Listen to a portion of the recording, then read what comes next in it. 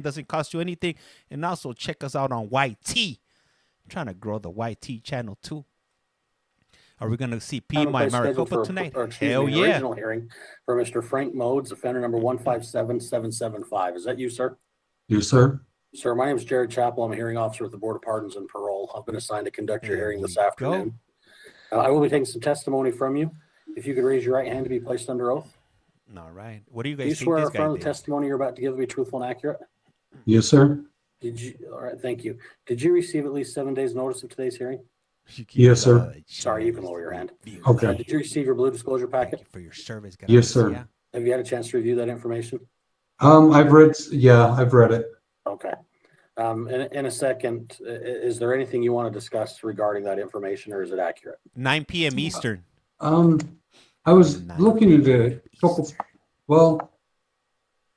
a couple of the things that they had here. Okay. That I wanted to talk about. Okay. Well, let's see if we naturally get through them, and if we don't, I'll give you plenty of time at the end to bring those up, and we'll discuss. Okay, sounds good.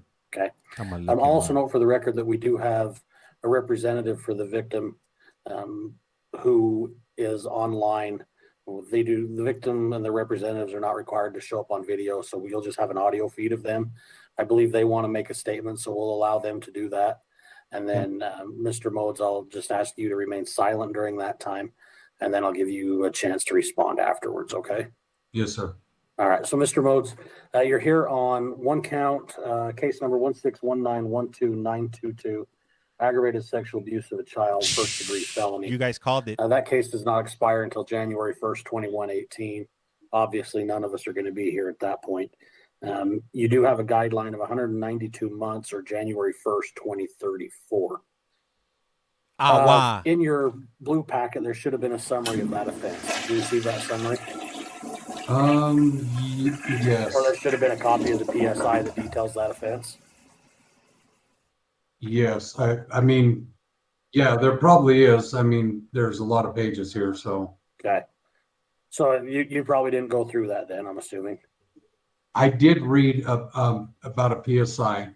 If you can just refresh my memory on it. I'm looking at the pages right now. All right. Well, let me read you a summary that I prepared, and then you can tell me, you can respond to that, okay? Okay, sir. It says, on or about September 30th, 2014, 17-year-old KV reported to West Valley PD that she was sexually assaulted by her uncle, later identified as the defendant. She stated that when she was between the ages of 3 and 4 years old, he abused her on several occasions. She told detectives she was tended by her aunt in her aunt's daycare when the abuse took place. She stated her aunt would put all the children down for a nap and she would run errands. She left her alone with the defendant. KV recalled that when her aunt would leave, her uncle would wake her up and take her into a room in the house. She stated that she would wake up and find the defendant on the side of the bed or next to the bed while he touched himself. She stated the defendant made her take her pants off and lie with him naked while he touched her, and stated that her uncle touched the outside of her vagina and penetrated her vagina with his fingers, skin to skin. The victim stated that there were occasions when there were other girls in the room with her and the defendant, and he would make the other girls kiss each other. She said that he would make them take their shirts off and make them play with each other. On November 17th, 2016, the detective met with the defendant regarding the offense. Post Miranda, you denied touching the victim. That's the quick, brief version. Tell me your side, or is that accurate? Well, and on the first part of that, where you said that she, in 2014, she said she didn't know who had done it, and they had closed the case. And then she had been talking to my ex-wife, and apparently in 2016 or 2017, 2015, I believe it was 15 or 16, she actually came out and said that she believed it was me. Okay. So as far as that goes, I mean, they had actually closed the case in 2014 and then reopened it in 2016. Okay. Who believes is So piece it of looks like trash? some restitution was ordered on that case. And then that restitution was modified later on. Looks like it's about, my math's not great, a little over $17,000. Are you aware of that? Yes, sir, I did see that. Okay, are you willing to pay that? Yeah, I want to get out and get a job and yeah, pay all my bills, really. Okay. All right, before we go much Unbelievable. further, I'm going to ask Ms. Flanagan if she'd like to make any comments. Yes, I have a statement from the victim I'd like to read. Okay, thank you. Dear members of the Utah State Board of Parole, I am writing this letter to request that parole for Frank Modes be denied at this time. When I was just 3 years old, he molested me while I was in his care, at an age when I should have been safe, loved, and protected. He violated me in a way that no child should ever have to endure. The trauma that Frank Modes inflicted on me did not end when the abuse stopped. It has shaped every aspect of my life in ways that no child, no person should ever have to endure. I have suffered from severe PTSD, crippling anxiety, and relentless depression. Each day, a battle against the memories I have never asked to carry. I have struggled with self-harm, trying desperately to numb the pain that he caused. The shame, self-blame, and low self-esteem he left me with made me feel unworthy of love, of safety, of happiness.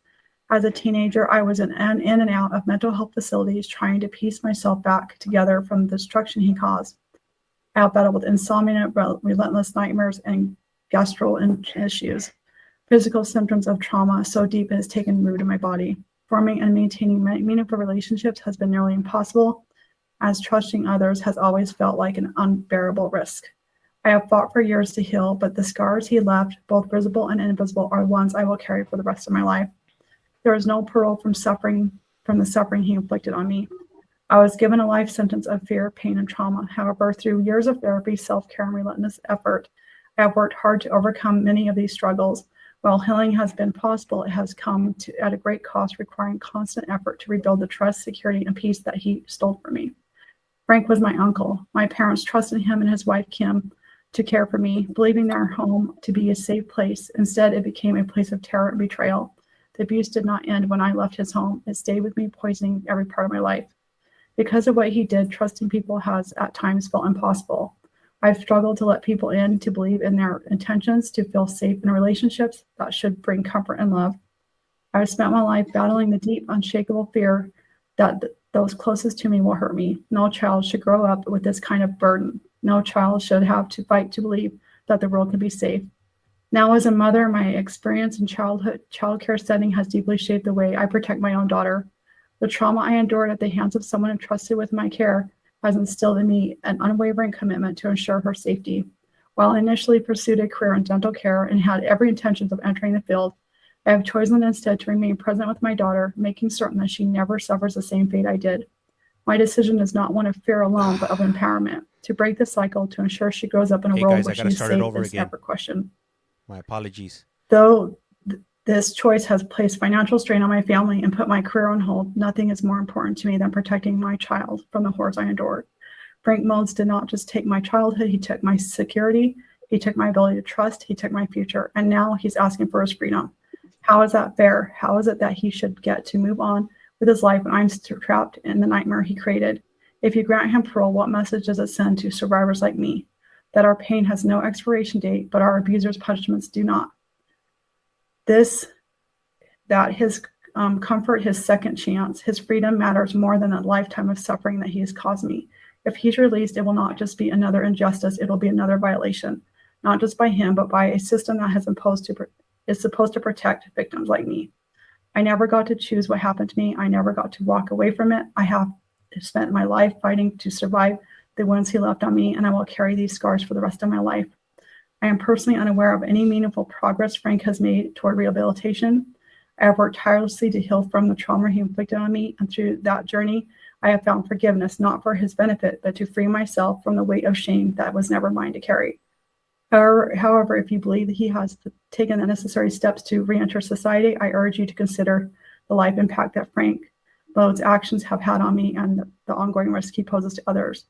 While I have worked tirelessly to heal from the trauma he inflicted, I will never be free from its efforts. There is no parole from what he did to me. If you choose to grant him release, I ask that you impose strict stipulations to ensure my safety and the safety of others. At a minimum, he must be prohibited from contacting me in any way and required to stay away from my family and my home, workplace, and the location I frequent. He should also be barred with having any contact with minors, including residing with or being in an environment with children present.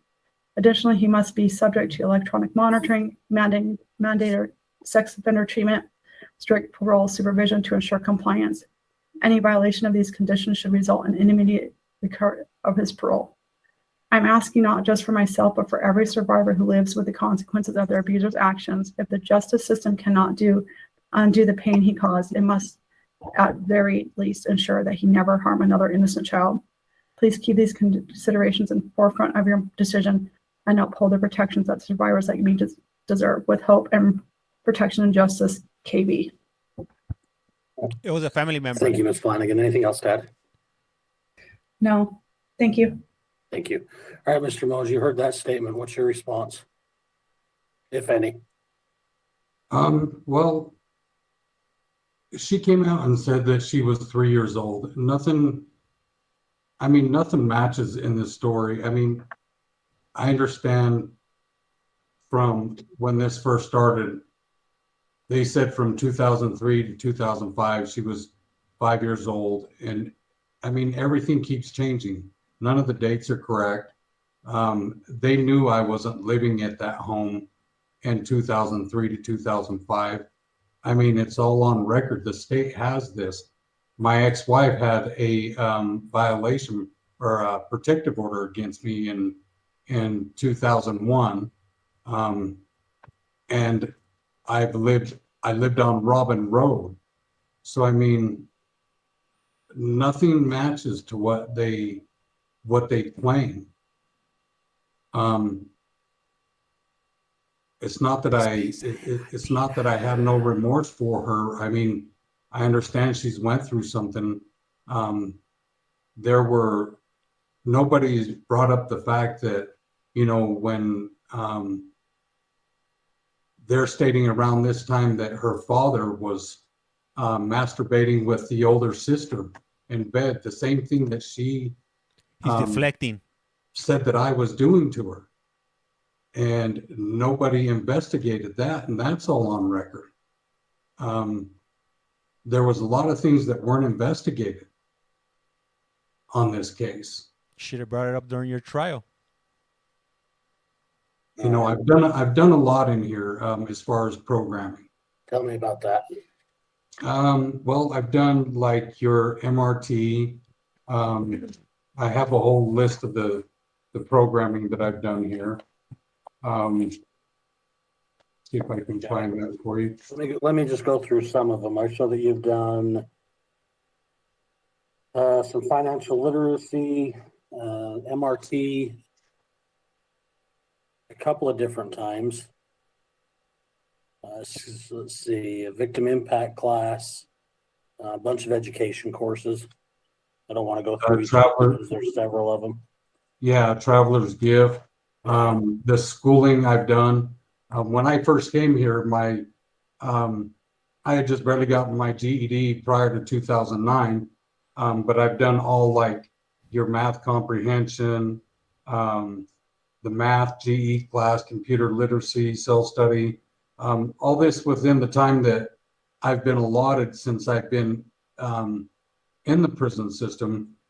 I mean, there were times where I wasn't able to do anything because I was sent out to IPP, which was different counties. Have you done any SOTP programming? No, as far as I know, I couldn't get into that until it was recommended. All right, and that was going to be my next question, is if that was because it hasn't been made available to you. Right, and it's just like I told my caseworker, I'm willing to do anything you guys want to show you guys that, I am a good person. It's not like you're refusing to do programming. It's just not available to you yet. Not whatsoever. Okay.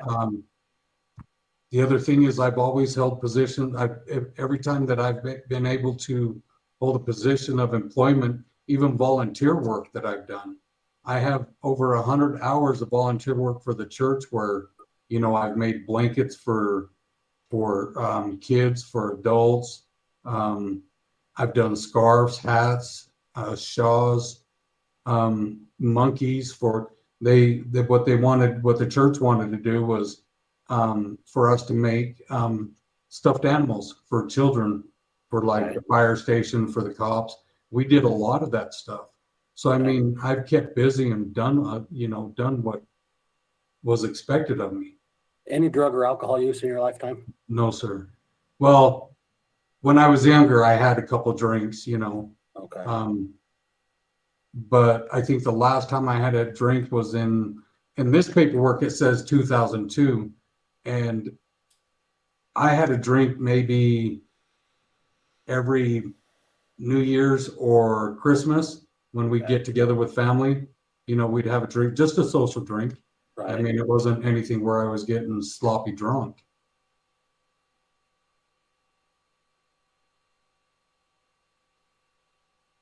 No gang involvement? No, sir. Any mental health issues, any history of anxiety, depression, suicide attempts, anything like that? No, because in this paperwork, it did say that I had a depression, but I don't have a depression. I just, you know, sometimes, you know, get to where I start going through the situation of everything and I'm like, you know, I need to pick myself up. But other than that, no. Okay. How's your physical health? My physical health is not bad. I mean, I hold a job now where I get up at 4 o'clock in the morning and I do special diets for Duchesne County Jail now. So my physical health, though, I feel is good. Okay. In your packet that you submitted, you did note a couple of things about your eyes and being pre-diabetic and then some back and nerve pain. Is that still? It's something I deal with on a something you deal with, but it's not debilitating. You're still able to. No, it's just getting older. Okay. So if the board were to grant you parole, what would your plan be? Well, I want to find work as soon as possible. I've, you know, looked into a couple things, but I actually want to start my own business. Okay. You know, and I have a couple things that I've thought about doing once I get out. I don't know if you read my work history before. I had 28 years. That was my longest job with the railroad, and that actually I was a laborer, truck and bus driver, fuel truck driver, semi driver, crane operator. I was OSHA and ANSI certified to operate cranes.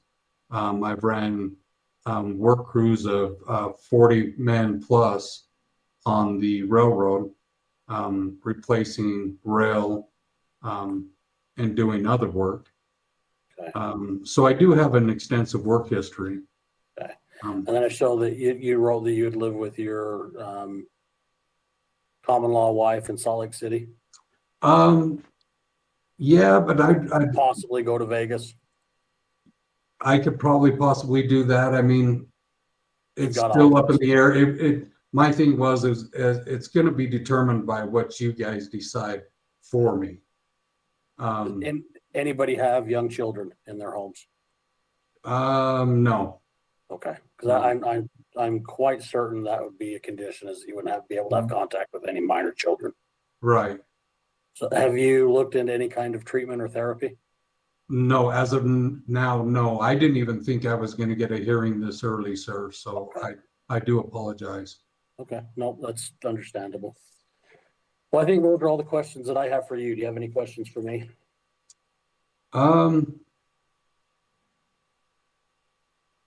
No, like I said, there was a couple things I wanted to look at on this before I let you go. I was gonna say, did we cover those, or do we need to go through them still? I'm sorry, sir. If we didn't cover those, let's address them. Okay. In 2001, on the adult record where it says attempted violation of protective order, I got picked up for that. I didn't even know that I had a protective order. And when they came to arrest me, I told them that they said, well, you have a protective order from being at that home. And I said, well, I didn't even know I had a protective order. And he said, well, you know now. And I was arrested and taken to jail for that. I didn't sign a protective order or had no knowledge of one. So, I mean, you see I don't get into, trouble like this. And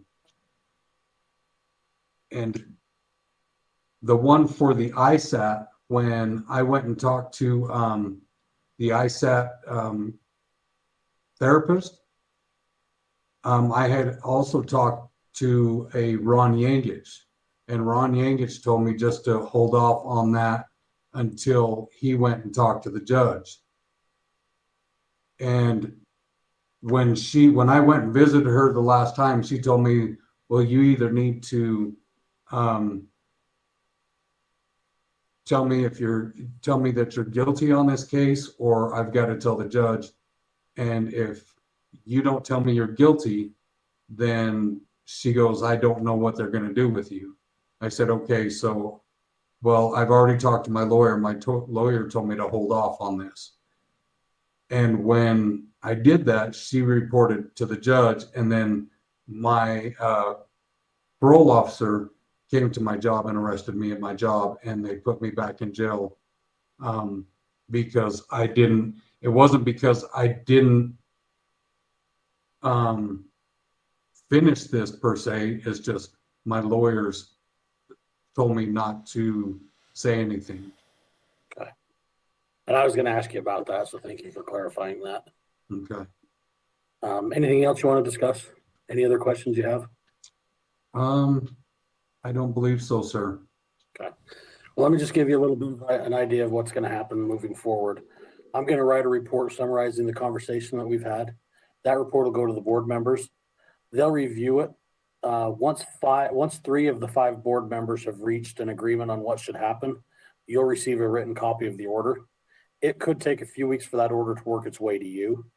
In the meantime, if you have contact with anybody on the outside, hey, what up, Rhonda? If you want to report this back to your client, the board will post that decision online, bop.utah.gov. That may happen as early as next week. Sometime it does take a little bit longer. But if you have anybody on the outside, they can check that website and then let you know what the decision was, so that you're not waiting around wondering what's going on. Okay. Mr. Modes, any questions about that? No, sir. Okay. Anything else you want to discuss? No, not that I can think of right now, sir. All right. That'll conclude the Drop hearing, one, then. flush one. Thank you.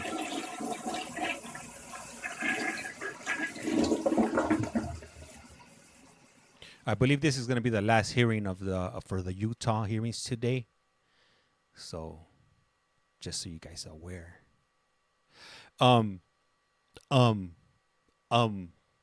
Like and subscribe. Yeah. Anybody that was on earlier on, you guys know what I was doing right there. My apologies if that brought some post-traumatic stress disorder up, but I had to get it in.